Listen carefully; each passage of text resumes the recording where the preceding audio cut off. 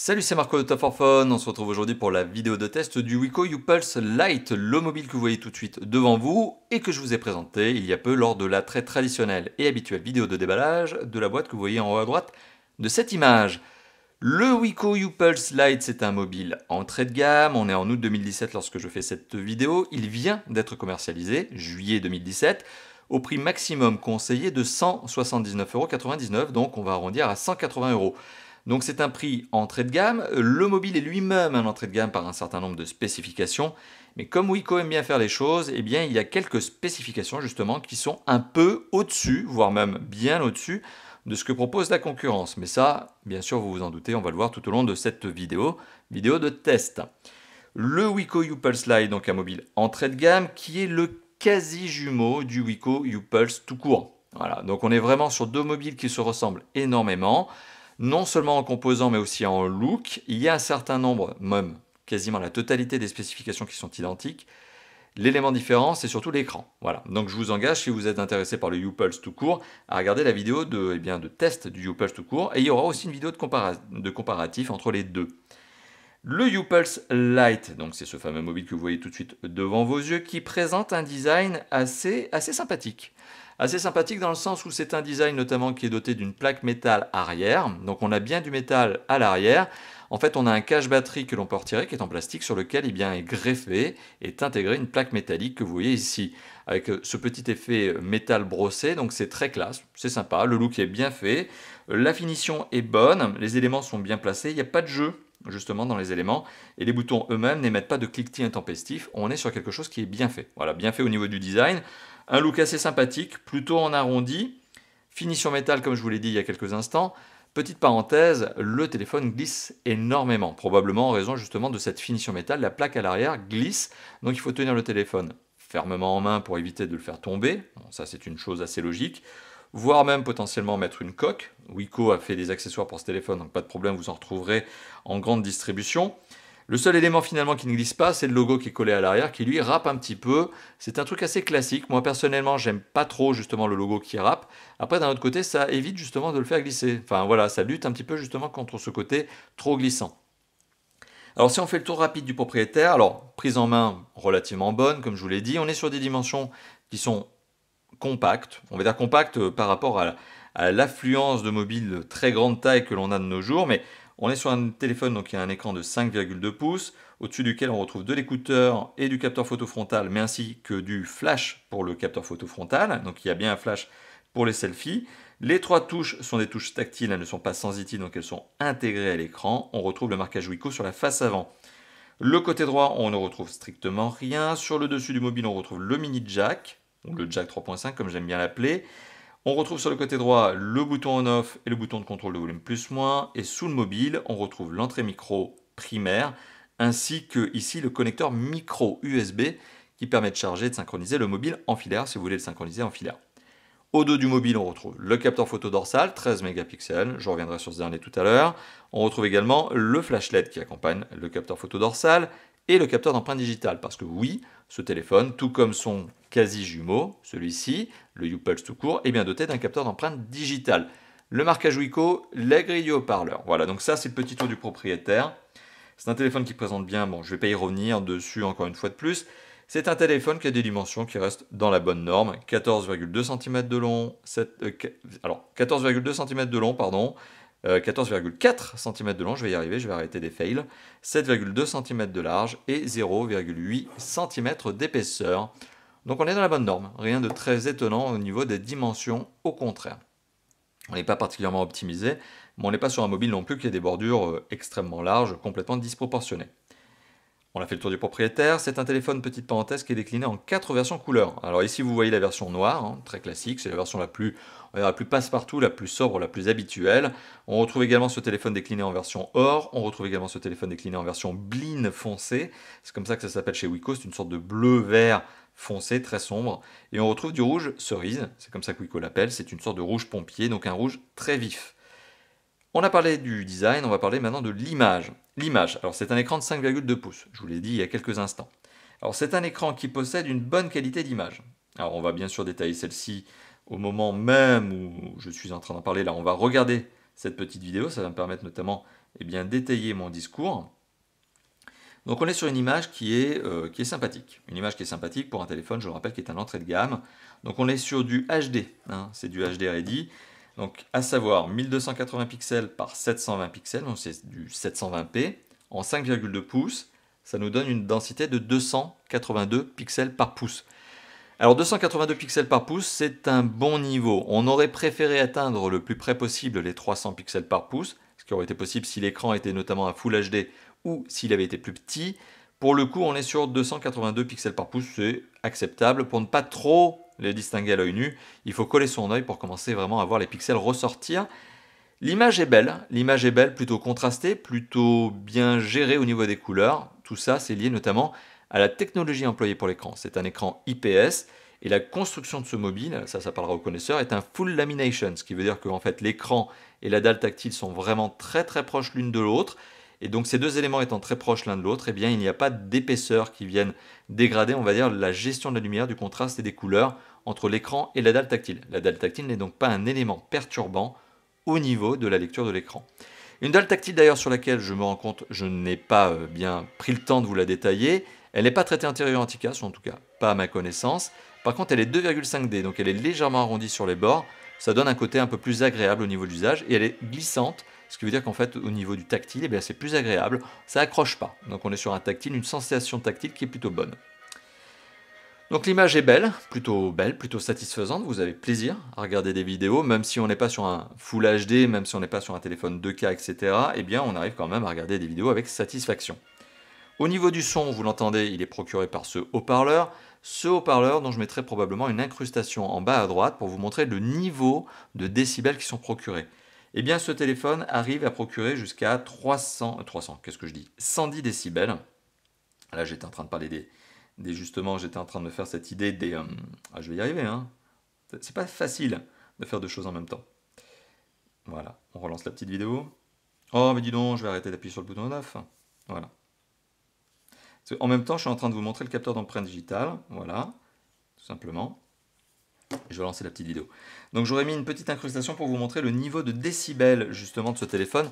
110 décibels. Donc on est sur un téléphone qui a un haut-parleur qui pulse, qui envoie du très lourd et qui donne un son qui reste plutôt cristallin. Et ça c'est une bonne note. C'est-à-dire qu'on arrive à distinguer plutôt bien avec le haut-parleur, les aigus, les moyens, les graves. Les basses sont un peu manquantes, ce qui est normal puisqu'on n'a pas vraiment de caisse de résonance dans ce mobile, c'est assez logique. Mais on est donc sur un téléphone qui donne un son puissant au niveau du haut-parleur. Donc je vous aurais mis l'incrustation. Et au niveau de l'écouteur et du jack 3.5, pas grand chose à redire. On est sur quelque chose qui marche bien. Je vais arrêter de verrouiller le téléphone quand même, ça serait pas mal. Voilà.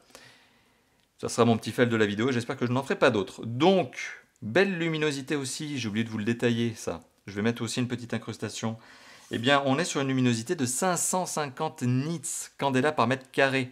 On est quasiment au niveau des ultra haut de gamme. On est sur un téléphone qui a une énorme luminosité, qui est capable d'aller très loin. En luminosité, c'est réglable, bien sûr, bien évidemment, et vous pouvez le gérer en automatique aussi. Le téléphone peut se débrouiller tout seul pour gérer la luminosité. Alors 550 nits, c'est d'ailleurs au-dessus des 500 nits revendiqués par le constructeur. Plus on est proche des 600, plus on est proche de ce que donnent les ultra haut de gamme.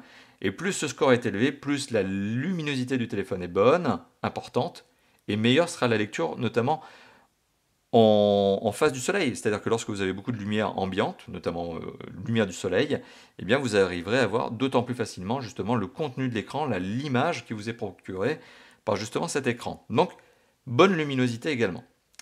Alors on a parlé du design, on a parlé justement des aspects qui sont l'image, le son. Maintenant on va parler des performances. Alors c'est probablement le point sur lequel on sent qu'on est en face d'un mobile entrée de gamme. Le score en tout, on va le regarder à la caméra si la caméra fait son petit zoom comme il faut, 27 400 points. Donc on arrondit à 27 400 points, vous avez vu, il y a 404.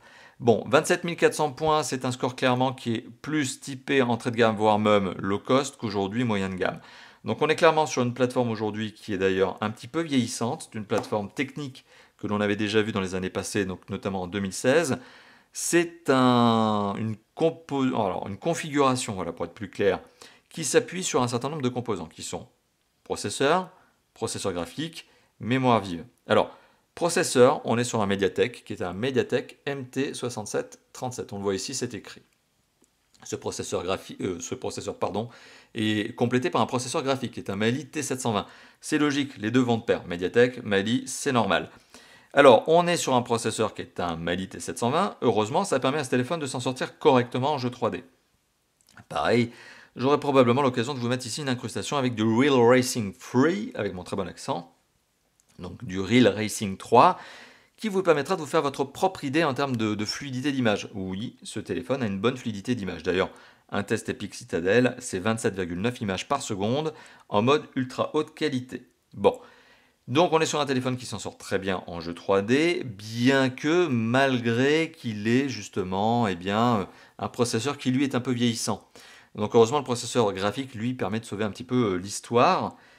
On est sur un téléphone qui, alors ça c'est aussi une bonne note, comme quoi finalement on a beau être sur un processeur, donc qui est un processeur, donc je ne vous ai pas donné d'ailleurs son nombre de cœurs, donc c'est 4 cœurs, 64 bits certes, mais c'est cadencé à 1,3 GHz, donc un processeur voilà, qui n'est pas de prime jeunesse, et qui est complété par, et ça c'est la bonne note, 3 Go de RAM. Bon on les distingue ici, on voit la RAM de 1899, etc. Bon, on est sur 3 Go de RAM, donc ça permet à ce téléphone de bien s'en sortir, notamment en multitâche, avec des tâches de fond.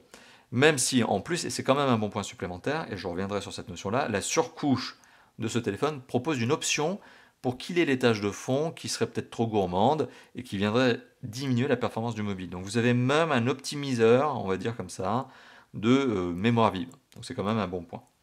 Autre bon point. Alors on a parlé des performances, oui on peut faire du jeu 3D, oui c'est un téléphone qui a un processeur qui est peut-être un peu daté, mais globalement ça tient encore la route, et oui pendant les 1 à 2 ans qui viennent, probablement tout ce qui est application et jeu 3D ne devrait pas poser de problème à ce téléphone. Autre bon point de ce mobile, et c'est sûrement sur cet aspect-là que ce Wiko U-Pulse Lite tire son épingle du jeu par rapport à la concurrence et montre qu'il est meilleur, c'est notamment pour la mémoire de stockage interne. Et bien cette mémoire de stockage interne, c'est 32 Go. En tout cas, c'est ce qui est revendiqué par le constructeur, 32 Go.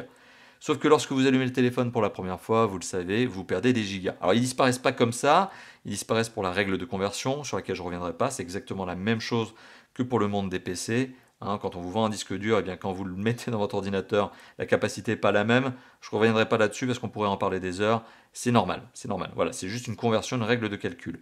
Par contre, là où il y a un espace qui est grignoté, et c'est logique, c'est par le système d'exploitation et les applications qui sont installées en natif, par défaut. Alors ces fameuses applications, vous allez pouvoir en supprimer quelques-unes, et je reviendrai sur cette notion, qui sont des applications, on va dire, partenaires, qui ne sont pas forcément utiles, que personnellement, je n'ai pas vraiment apprécié en tant qu'utilisateur. Voilà, pour le coup, peut-être que vous, ça sera différent, mais il y a des applications partenaires, et si vous les supprimez, vous allez pouvoir libérer de la mémoire de stockage interne. Tant mieux. Mais vous remarquerez que la mémoire de stockage interne elle est quand même déjà suffisamment confortable. 22,83 Go de mémoire de stockage interne disponible pour l'utilisateur lors du premier démarrage. Eh bien, c'est largement au-dessus de ce que proposent un certain nombre de concurrents qui sont restés sur les 16 Go. Et encore, 16 Go, c'est faux, puisque lorsque vous allumez le téléphone, eh bien, vous tombez en dessous des 10. C'est ce que font les concurrents. Eh bien, je le rappelle, ici, on est sur du 32 Go. Donc, c'est un bon point à mettre au compte du fameux Wiko U-Pulse Lite que vous êtes en train de voir tout de suite devant vous. Et on a fait le tour des performances. Donc maintenant, on va pouvoir parler de la connectivité. Alors la connectivité, je vais illustrer mon propos notamment au niveau des capteurs. Mais je vais surtout commencer par autre chose, à savoir qu'est-ce qu'il a comme connectivité type, par exemple, web mobile. Eh bien, on est sur du 4G, 4G LTE. On est sur du 4G LTE, donc c'est un mobile qui sonne, je ne sais pas d'où ça vient. On est sur du 4G LTE, donc un 4G LTE qui permet à ce téléphone, catégorie 4, de downloader à 150 mégabits par seconde et d'uploader à 50 mégabits par seconde. Donc c'est de la 4G tout à fait correcte. C'est pas la plus rapide qui existe, mais aujourd'hui c'est largement suffisant par rapport à ce que proposent justement les opérateurs en France. Voilà, c'est difficile de dépasser les 150 mégabits par seconde avec les opérateurs en France. Même, dites-vous que c'est impossible. Donc on est dans les bons standards. Cette 4G LTE, elle est complétée au cas où par de la 3G+, et plus précisément H+. C'est-à-dire que là, parfois vous êtes dans des endroits où justement votre opérateur ne vous donne pas de la 4G, et bien vous aurez quand même malgré tout de la 3G+, plus précisément de la H+. Alors, autre point de ce téléphone, c'est que c'est un double SIM. Alors, je ne vais pas faire le test, je ne vais pas faire, c'est pas un test, mais je ne vais pas faire la démonstration que j'ai faite avec le U-Pulse tout court, à savoir retirer le cache batterie. Alors, le cache batterie, une fois retiré, vous permet d'accéder à 2 emplacements de carte SIM, format micro, un emplacement de micro SD, et la batterie sur laquelle je reviendrai tout à l'heure. Pourquoi je ne le retire pas en live tout de suite devant vos yeux? Parce que le cache-batterie est très difficile à enlever. C'est le bon moyen de se casser les ongles, clairement. Alors, une fois qu'il est retiré, tout se passe bien, vous allez juste forcer un petit peu, c'est même peut-être un peu anxiogène, c'est-à-dire que vous allez tirer dessus et vous allez vous dire, mon Dieu, je vais casser le truc. Non, rassurez-vous, c'est que le cache-batterie tient vraiment très fermement au dos du mobile, vous le retirez, vous mettez les cartes micro SIM et micro SD, puis vous n'en parlez plus. De toute façon, le but, c'est pas d'ouvrir et de refermer son téléphone tous les 4 matins. Voilà, surtout que la batterie, en plus, est non extractible, donc pour le coup, une fois que vous avez mis les cartes SIM et la micro SD, c'est fini, voilà, vous n'y revenez plus. Donc voilà, donc je ne vais pas faire la démonstration devant vous parce que c'est très compliqué. Enfin, pas compliqué, mais en tout cas, c'est dur. Et la fente pour retirer justement le cache-batterie, elle se trouve ici, voilà. Il faut jouer ensuite avec ses ongles et faire passer, voilà, ou peut-être une carte bleue, par exemple, pour faire sauter, on va dire, entre guillemets, les petits clips qui sont sur les côtés. Alors, ça émet beaucoup de clics, ça fait beaucoup de craquements, mais rassurez-vous, voilà, il n'y a rien de très étonnant. Rien de grave. Voilà. On a parlé de la 4G, on a parlé des SIM. Oui, donc c'est bien un double SIM, c'est un dual SIM standby. Vous ne pouvez pas recevoir des appels en même temps sur chacune des cartes SIM. C'est parce qu'il y en a un des deux qui va tomber sur le répondeur. Donc c'est du très classique au niveau de la gestion des cartes SIM. C'est d'ailleurs du très classique chez Wiko, hein, parce que Wiko généralement commercialise des mobiles double SIM. C'est rare justement d'avoir des simples SIM chez Wiko. Alors pour revenir sur ce téléphone, pour en revenir notamment au niveau de la notion de connectivité, vous l'imaginez, on a de la 4G, on a de la 3G, on a du GSM, donc double SIM, mais on n'a pas que ça. On a bien sûr du Wi-Fi, BGN, alors on n'a pas du A et on n'a pas du AC, AC qui est la vitesse la plus rapide en Wi-Fi. Tant pis, c'est pas grave, on est sur du N, largement suffisant pour ce mobile. On est sur du Bluetooth 4.0, un mini jack comme je vous l'ai montré, donc jack 3.5, hein, c'est mon excès de langage, micro USB, USB donc 2.0 et fonction OTG. Vous avez la possibilité de vous servir justement de ce micro USB pour mettre bien une petite clé. Je vais essayer de vous en montrer une. Voilà, c'est ça. C'est ce genre de clé, voilà, ce genre de clé micro USB d'un côté, USB de l'autre. Ce genre de clé qui justement va vous permettre d'avoir un regain de mémoire supplémentaire ou de mettre des films par exemple directement sur une clé USB et de la lire sur votre téléphone, puisque ce port est OTG. Vous avez aussi l'emplacement micro SD, comme je vous l'ai indiqué tout à l'heure. Particularité de cet emplacement micro SD, comme sur on va dire quasiment tous les Wiko, d'ailleurs tous depuis l'année 2016 de mémoire, eh bien ces téléphones, ces Wiko depuis 2016 permettent d'installer les applications et les jeux sur la micro SD. Donc c'est un bon point supplémentaire. Alors après, ce qui est généralement un bon point que je souligne sur d'autres mobiles qui sont limités par exemple à 16 Go de mémoire de stockage, ici je le rappelle on en a 32, 22,8 vraiment disponibles. Sur ces téléphones qui sont peut-être plus low cost justement chez Wiko et qui permettent malgré tout de mettre les applications et les jeux sur la micro SD, eh bien, c'est bien quand on a peu de mémoire embarquée dans le téléphone, puisque une carte micro SD aujourd'hui de 32 Go ou 64 Go, ça vaut une vingtaine, une trentaine d'euros, donc c'est pas un investissement déraisonnable pour ce type de téléphone. Mais là, ici, on n'en a pas vraiment besoin, puisqu'on a 22,8 Go de mémoire de stockage interne par défaut. Est-ce qu'on a vraiment besoin d'ajouter une micro SD pour mettre les applications et les jeux dessus? Pas forcément. C'est possible, on peut le faire, mais pour le coup, si vous mettez une micro SD, ça sera probablement pour mettre vos films et vos MP3 directement dessus, voire vos photos. Donc on a parlé de la connectivité à un point près, donc on va revenir sur les capteurs d'ici quelques instants que je suis en train de vous montrer depuis tout à l'heure. Depuis tout à l'heure justement je ne vous en parle pas, mais on va parler du DAS. Alors le DAS c'est quoi? Eh bien c'est le fait que le téléphone émette des ondes. Forcément vous vous en doutez lorsqu'il est en appel ou lorsqu'il est en utilisation web mobile. Alors lorsqu'il est en appel ou en utilisation web mobile, justement, il émet des ondes. Et pour les valoriser, eh bien, on fait passer des tests. Alors c'est pas nous, c'est pas Top 4 Phone, c'est des laboratoires indépendants qui certifient que le téléphone répond bien aux normes européennes. 2 watts par kilo, c'est le score à ne pas dépasser. Ici, on est sur un téléphone qui est à 0,336 watts par kilo à la tête et précision 0,841 watts par kilo au corps. On va prendre le score à la tête, donc 0,336 watts par kilo. C'est un bon score, c'est le score d'un bon téléphone, voilà, sur ce point en 2017. C'est bien, vraiment c'est un bon point, donc rien à redire dessus. Voilà, donc ça c'était pour parler du DAS. Vous savez, je suis assez attentif notamment à cette notion-là. Alors, autre point, notamment maintenant les capteurs. On va pouvoir parler des capteurs. Alors, il y a du capteur de luminosité, donc ça c'est pour gérer le mode lumière en automatique. Il y a du capteur de proximité, c'est exactement la même chose. Est-ce que le téléphone s'éteint, donc devient écran noir lorsque vous êtes en appel, par exemple? C'est le but d'un capteur de proximité. Vous avez aussi de la boussole, vous avez du GPS, je ne vous l'ai pas indiqué tout à l'heure, mais vous avez bien une puce GPS. Et vous avez donc accéléromètre, vous avez du gyroscope. Donc oui, ce téléphone permet de faire de la réalité augmentée et de la réalité virtuelle. Vous pouvez donc jouer à Pokémon Go avec ce téléphone, puisque ce téléphone le permet. Autre point, c'est le capteur d'empreinte digitale. Là, pour le coup, je vous mettrai une petite incrustation ici qui vous montre la rapidité, mais tout au long de cette vidéo, je vous l'ai déjà montré plusieurs fois avec mes fails. Donc, de déverrouillage du téléphone. Ça se déverrouille vite, ça se déverrouille bien quand on place correctement son doigt, forcément, sur le capteur d'empreinte digitale qui est ici placé et qui trouve sa place assez naturellement. Je trouve que lorsque l'on tient le téléphone, l'index se pose plutôt bien, assez facilement, assez naturellement sur le capteur d'empreinte digitale. Donc, il est bien placé, il est efficace, il marche bien, il déverrouille le téléphone clairement en moins d'une demi-seconde, c'est sûr, ça passe bien. Donc voilà, on est sur un capteur d'empreinte digitale qui marche bien. Parenthèse supplémentaire, ce capteur d'empreinte digitale permet deux choses. Outre le fait de déverrouiller le téléphone, c'est un peu la fonction assez basique du capteur d'empreinte digitale, il permet notamment par exemple de sécuriser une partie du contenu. Alors vous avez la possibilité de sécuriser des accès à des fichiers, soit par un schéma comme je viens de le faire, soit par le biais de l'empreinte digitale. Et vous allez pouvoir choisir les contenus, ça c'est lié à la surcouche, que vous allez pouvoir, on va dire, bloquer.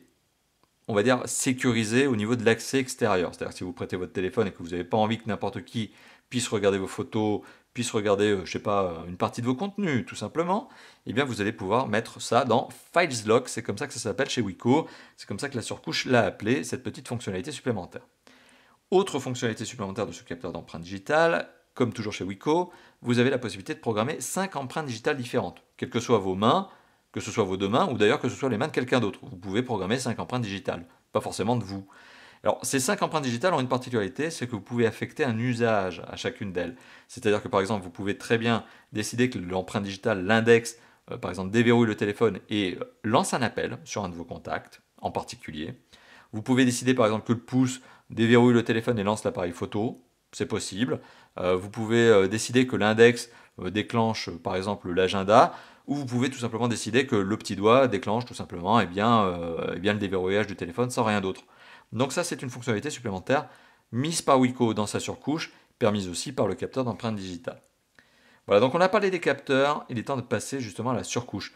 Cette fameuse surcouche dont je viens de vous parler très rapidement. Alors, petite parenthèse, c'est une surcouche qui en propose beaucoup, mais qui n'en propose pas non plus à l'infini. Dans le sens où il y a des surcouches qui sont nettement plus gourmandes et notamment beaucoup plus basées sur des effets spéciaux. Il y a notamment une marque taïwanaise aujourd'hui qui existe et qui propose des surcouches qui sont extrêmement, ce que je vais dire, fat, mais vraiment très, très lourdes, beaucoup d'effets spéciaux, beaucoup d'applications par défaut, etc. C'est trop même. Ici, on est sur une surcouche qui est un peu entre deux eaux, un peu une intermédiaire entre le Android stock brut, on va dire, et tant mieux, puisqu'on apprécie beaucoup ce système d'exploitation, surtout qu'ici il est en version 7.0, comme je vais vous le montrer. Donc on est entre finalement deux eaux, on est entre la version, on va dire, Android stock, hein, voilà, on est sur Nougat 7.0, et finalement une surcouche qui n'est pas trop gourmande. Alors, pas trop gourmande en usage, qui ajoute un certain nombre de fonctionnalités, sur lesquelles je vais revenir avec vous d'ici quelques instants, et qui vous propose deux choses. Lorsque vous configurez le téléphone pour la première fois, je mettrai une incrustation ici, vous vous retrouvez avec des panneaux de configuration qui vous permettent, qui vous proposent d'installer ou de ne pas installer, hein, vous avez le choix, des applications partenaires. Alors on sent que Wiko a été très doué sur la notion de création de partenariat. C'est une marque voilà, marseillaise, hein, Wiko est en France, hein, et Wiko sait gérer les partenariats. C'est clair, ça c'est sûr. C'est sûr. Donc on voit justement un certain nombre de partenaires mis en avant au niveau de cette panneau de configuration, dont j'aurais mis l'incrustation ici. Et bien voilà, vous vous retrouvez avec plus d'une quarantaine, je crois, d'applications qui sont proposées à l'installation. Ok, soit. Personnellement, je ne trouve pas beaucoup d'intérêt là-dessus. Peut-être que vous allez en trouver. Moi, je trouve que c'est voilà, juste une manière de pousser du partenariat supplémentaire. Je ne suis pas hyper fan, mais d'un autre côté, ça ne fait pas de mal, puisque vous pouvez choisir de ne pas installer les applications qui sont proposées de cette manière. Par contre, lorsque vous allumez le téléphone pour la première fois, il y a quand même des applications qui sont installées par défaut, quoi que vous choisissiez. Alors bonne note, vous pouvez les désinstaller, ça va vous libérer un petit peu d'espace de stockage. Vous avez par exemple ici Final Fantasy, vous avez Family Farm qui sont des jeux. Voilà, on a 360 Security qui pour moi est le mal. Ça fait partie des applications qui vous proposent d'optimiser le système d'exploitation, de vider la RAM, etc. en automatique. Mais en général, elles sont très consommatrices d'énergie, elles sont très énergivores. Ça, c'est le premier défaut de ce type d'application. Deuxième défaut, c'est que ces applications sont parfois hein, je ne dis pas que c'est le cas de 360 Security, mais parfois des adwares, ce qui veut dire que ça va vous ajouter des publicités sous forme de notifications, etc. Donc pour moi, plutôt négatif. Vous avez aussi des applications comme Zenly, une sorte de réseau social qui permet de localiser ses potes. D'ailleurs, c'est Snapchat maintenant qui l'a racheté, je crois, Zenly. Vous avez News Republic, etc. Bon, vous avez des applications partenaires que vous allez probablement désinstaller très rapidement suite à la première configuration de ce mobile. Vous avez aussi, et je viens de vous le montrer lorsque vous slidez sur la gauche, eh bien, une page qui s'appelle très justement My Left Smart Page, ma page intelligente à gauche. Ah, bah, c'est son nom. Donc My Left Smart Page vous permet tout simplement d'accéder aux applications que vous utilisez le plus fréquemment, donc des raccourcis, d'accéder notamment à votre répertoire, d'accéder à un flux d'actualité, d'accéder, voilà, vous le voyez, il est en train de se mettre à jour, d'accéder à la météo dans votre coin ou ailleurs, hein, c'est à vous de choisir, et d'accéder notamment à votre agenda. Ça, c'est une sorte d'agrégateur de flux d'actualité, flux personnel que vous trouvez en slidant vers la gauche. Ça s'appelle My Left Smart Page. C'est typique Wiko. Et alors, il n'y a pas que Wiko qui propose ce genre de choses, mais en tout cas, celle-ci, c'est que Wiko qui l'a fait. Alors, on a d'autres fonctionnalités, on a d'autres applications. Alors, je vais m'attarder notamment sur les fonctionnalités. On a Duraspeed. Alors, Duraspeed, vous pouvez l'activer ou la désactiver. Et qu'est-ce que permet Duraspeed? Ah, bon sang, j'ai encore éteint le téléphone, vous voyez, hein? Ça, c'est vraiment mon fail de cette vidéo. C'est mon fail permanent. Ah, j'arrête pas d'appuyer sur ce bouton. Donc, Duraspeed, ça permet quoi? Eh bien, ça permet de, on va dire, vider en automatique la mémoire vive de ce téléphone, de lui faire gagner des performances.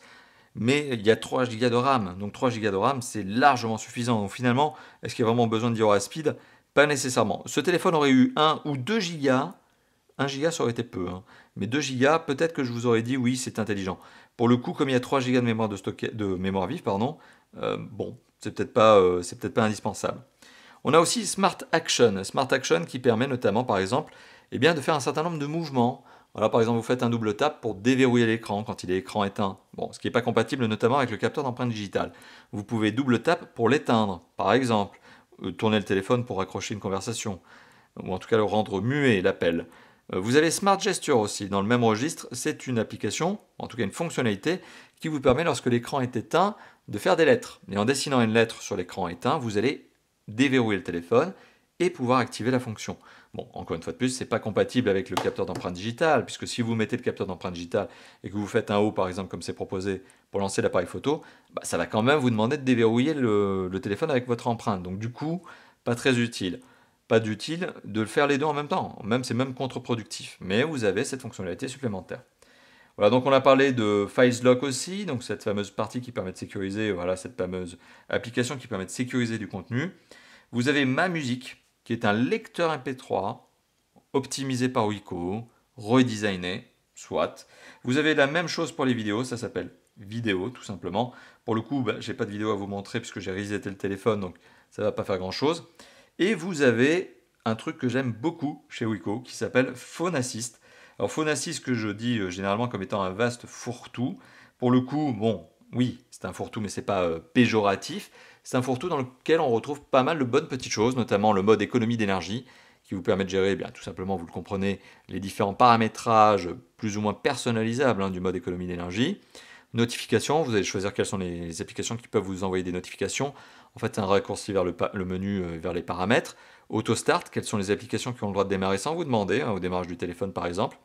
Applications par défaut, quelles sont les applications qui sont utilisées pour tel ou tel type de fichier. Par exemple, pour illustrer mon propos, lorsque vous êtes en train d'écouter de la musique, est-ce que vous allez le lancer avec Ma Musique ou est-ce que vous allez le lancer avec Google Play? Ça, c'est au choix. Donc ça, c'est l'application par défaut, mise à jour. Et autorisation, vous allez aussi avoir le gestionnaire des autorisations. Quelles sont les applications qui ont le droit d'accéder à tel ou tel type de fonctionnalité contenue de votre mobile?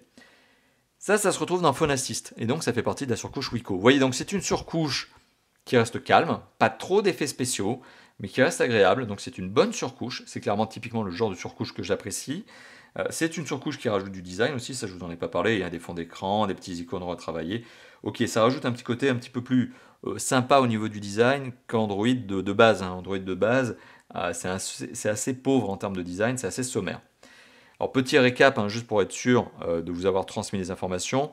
Android 7.0 Nougat, c'est le système d'exploitation qui est installé par défaut. Et la surcouche s'appelle Wiko UI, pour Wiko User Interface. Voilà. C'est comme ça que ça s'appelle. Donc, il est temps d'arriver finalement au dernier point qui précède la conclusion. Alors, vous l'avez vu, j'ai essayé d'être efficace aujourd'hui sur la vidéo, mais elle va quand même durer une petite demi-heure.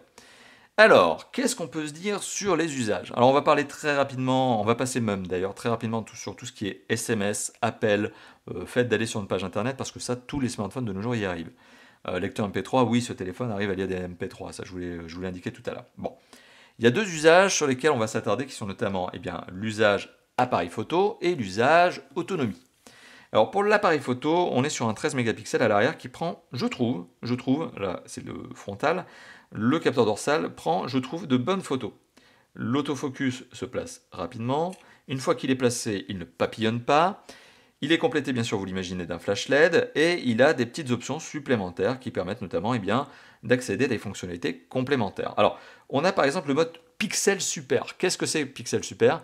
Eh bien votre téléphone va prendre, il ne faut pas bouger, plusieurs photos et au lieu d'avoir une photo de 13 mégapixels, vous allez avoir une photo de 52 mégapixels. Voilà, donc c'est une fonctionnalité un petit peu originale, un peu intéressante, un peu sympathique. Vous avez Face Beauty qui permet de lisser le grain de peau, par exemple de vous rendre plus beau, plus belle. Très sympathique lorsque vous l'utilisez notamment avec le mode selfie. Vous avez Panorama qui permet de prendre des panoramas, etc. Lecteur de QR code, etc. etc. Donc il y a plein de petites fonctionnalités supplémentaires, plein de petits paramètres qui sont gérables sur ce téléphone. Très bien, vous allez même pouvoir changer la qualité de l'image, etc.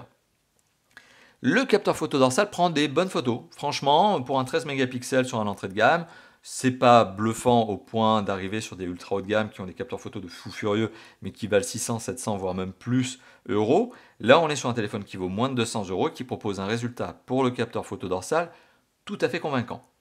Le capteur photo frontal, lui aussi, pour un 8 mégapixels sur un téléphone entrée de gamme, c'est convaincant. C'est efficace, ça se positionne bien.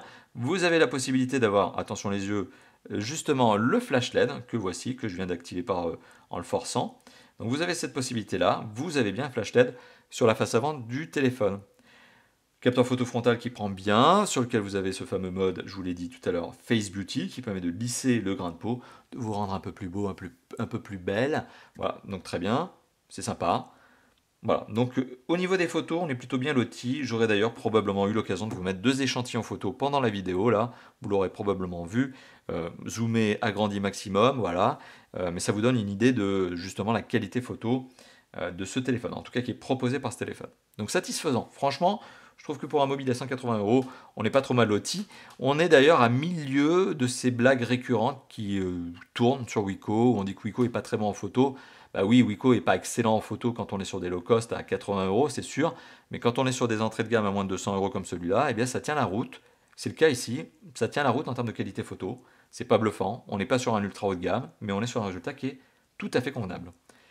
Au niveau de l'autonomie, batterie de 3000 mAh qui est à l'intérieur de ce téléphone. Bon point. Donc on n'en attendait pas moins ça aurait été dommage. Mais on est sur une batterie qui est non extractible. Point négatif, vous ne pouvez donc pas changer la batterie par vous-même. C'est ça qui est un peu dommage. Point positif, forcément la batterie, comme elle est non extractible, elle est garantie aussi longtemps que le téléphone. Et ça c'est un bon point parce que les constructeurs qui donnent des batteries extractibles, généralement garantissent la batterie moins longtemps que le téléphone. Vous avez des durées de garantie. Alors regardez-le justement dans les conditions de garantie de vos téléphones si vous avez une batterie extractible. Vous verrez que la batterie est généralement assortie d'une garantie qui est de 3-6 mois, comme tous les accessoires, chargeur et kit piéton. Le téléphone, lui, est garanti 1 ou 2 ans. Généralement en France, maintenant, c'est 2 ans.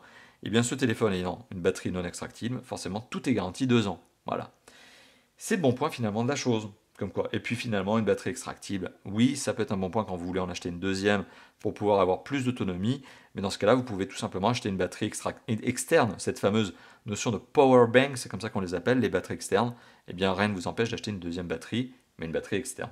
Alors voilà, c'est devenu un peu d'ailleurs le truc très classique aujourd'hui. Je trouve que beaucoup de gens, de plus en plus, peut-être grâce à nos vidéos, notamment en partie, ont des batteries externes, parce qu'on teste pour vous relativement fréquemment des batteries externes, on vous donne d'ailleurs des bons plans. Wiko en propose d'ailleurs des batteries externes pour information, et ça vous permet justement d'avoir toujours ce petit coup de jus supplémentaire, on ne sait jamais, qui peut aider. Alors la batterie, pour en revenir là-dessus, on a parlé de la batterie en termes de capacité, la batterie, l'autonomie. Une heure de vidéo, c'est 20% de batterie consommée, donc c'est un téléphone qui arrive clairement au 1 jour d'autonomie avant d'être chargé. Un grand standard, il n'y a rien de très étonnant, et on est donc finalement sur une bonne gestion de la consommation énergétique, probablement en raison d'un processeur qui n'est pas trop gourmand, probablement aussi en raison d'un système d'exploitation qui sait bien gérer la chose, contrairement à ce qu'étaient justement les systèmes d'exploitation 6.0, donc la version précédente, Marshmallow, qui était installée sur un certain nombre de téléphones, justement Wiko, en 2016. À l'époque, j'avais fait des tests de Wiko notamment, comme je suis en train de le faire en 2017 et que je l'avais fait en 2015, mais à l'époque on avait senti notamment une peut-être surconsommation d'un certain nombre de mobiles sous Android 6.0 chez Wiko. Pour le coup, j'ai l'impression que ça a été résolu, et j'ai l'impression que le système d'exploitation désormais ne surconsomme pas de l'énergie. En tout cas, autonomie, une journée avant d'être chargé. Parenthèse supplémentaire, ce téléphone est doté, selon moi, c'est ma propre définition terminologie, de la recharge rapide. Alors pourquoi je vous dis ça? Parce que ce téléphone est doté d'une recharge de 1,55 A 5 volts. Ça, c'est la capacité de recharge max de ce téléphone d'ailleurs qui est procurée par l'adaptateur secteur qui est fourni avec le téléphone. Eh bien, pour moi, c'est de la recharge rapide parce qu'on est au-dessus du 1 A. Certains utilisateurs diront que non, la recharge rapide, peut-être vous d'ailleurs qui êtes en train de regarder cette vidéo, diront que la recharge rapide c'est à partir de 2 ampères, soit vous avez aussi raison, puisque la vraie dénomination c'est 2 ampères, mais pour moi, à partir du moment où on est au-dessus d'un ampère, on est sur de la recharge rapide. Recharger ce téléphone de 0 à 100%, c'est à peu près 2h30. Voilà, ça vous prendra à peu près 2h30. Voilà. Donc finalement, il est temps d'arriver à la conclusion de cette vidéo et de vous dire ce que je pense du Wiko U-Pulse Lite par rapport peut-être par exemple à son grand frère quasi jumeau même, c'est plus que du grand frère, c'est vraiment du quasi jumeau. Ils sont nés à quelques secondes d'écart en gros quoi. Le Wiko U-Pulse tout court, le Wiko U-Pulse Lite, eh bien finalement, des deux je vais vous le dire, c'est selon moi le plus convaincant. Parce que finalement la différence entre les deux c'est quoi? C'est un écran qui est ici un tout petit peu plus petit. Il est de 0,3 pouces plus petit, ça améliore la densité de pixels, voilà, d'un côté, et la luminosité est d'ailleurs meilleure sur ce téléphone par rapport au U-Pulse tout court. On est moins cher, 20 € moins cher, et sur un segment de marché qui est celui des entrées de gamme, donc là où l'euro compte, hein, quand on achète un téléphone à 200 € et moins, c'est qu'on n'a pas envie de mettre beaucoup d'argent dans son téléphone, parce qu'on ne peut pas, peut-être, ou parce qu'on n'a pas envie, tout simplement. Eh bien, on a un budget limité, et on sait que la dizaine d'euros, voire la vingtaine d'euros, eh bien, c'est très décisif.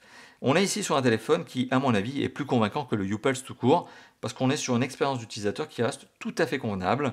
Alors on a des téléphones sur ce marché-là, entrée de gamme, qui sont plus performants, donc c'est-à-dire qu'ils vont afficher des 40 000 ou 50 000 points en tout. Oui, ils seront plus rapides, oui, ils seront peut-être capables même de faire des jeux 3D avec une meilleure qualité graphique encore, mais reste que là, ici, on peut faire du jeu 3D de manière convenable. On est sur un téléphone qui s'en sort très bien, et point de différence qui propose 32 Go, 22,8 en fait, de mémoire de stockage interne. Donc c'est principalement la force de ce téléphone. Donc c'est un mobile, vous l'avez compris, finalement ma conclusion c'est de vous dire quoi? Eh bien que c'est un mobile qui est convaincant pour son prix, c'est un mobile entrée de gamme qui reste homogène, cohérent. Donc oui, c'est un mobile qu'on peut vous recommander à l'achat. C'est un mobile qui n'est pas un achat coup de cœur, clairement pas. Mais c'est un achat de raison, et c'est un achat de raison qui est un achat, on va dire, sérieux. Il n'y a pas d'insatisfaction possible avec ce téléphone. On achète un mobile entrée de gamme à 180 € qui en donne pour son argent, parfois même un petit peu plus que ce que l'on aurait pu attendre. Voilà, donc c'est un mobile qui est, je le rappelle, je redis, convaincant. Oui, on peut vous le recommander à l'achat. Voilà. Merci d'avoir vu cette vidéo. Maintenant, je vous encourage tout simplement, puisque c'est la fin de la vidéo, à vous lâcher. Faites-moi plaisir, lâchez-vous dans la zone de commentaires qui est juste en dessous de la vidéo. Vous pouvez aussi, si cette vidéo vous a plu, lâcher un petit pouce bleu, hein, c'est par là, hein, c'est juste en dessous de la vidéo, hein, il y a un petit pouce bleu, vous mettez le petit pouce bleu, et vous pouvez aussi vous abonner à la chaîne YouTube, hein, c'est un bouton qui est là, voilà, vous vous abonnez, et comme ça quand il y a une nouvelle vidéo qui sort, un test, un comparatif, d'ailleurs il y en aura un autre là sur ce téléphone, un interview, un déballage, etc. Vous savez, on fait plein de formats de vidéos différents et plein de vidéos par semaine, et bien comme ça vous êtes informés, voilà, tout simplement. Encore une fois de plus, merci d'avoir vu cette vidéo et moi je vous dis à très bientôt, vous l'avez compris, pour d'autres vidéos de tests, d'interviews, de présentations, etc. chez Top4Phone, comme d'habitude. Allez, on se laisse là. À bientôt. Ciao, ciao.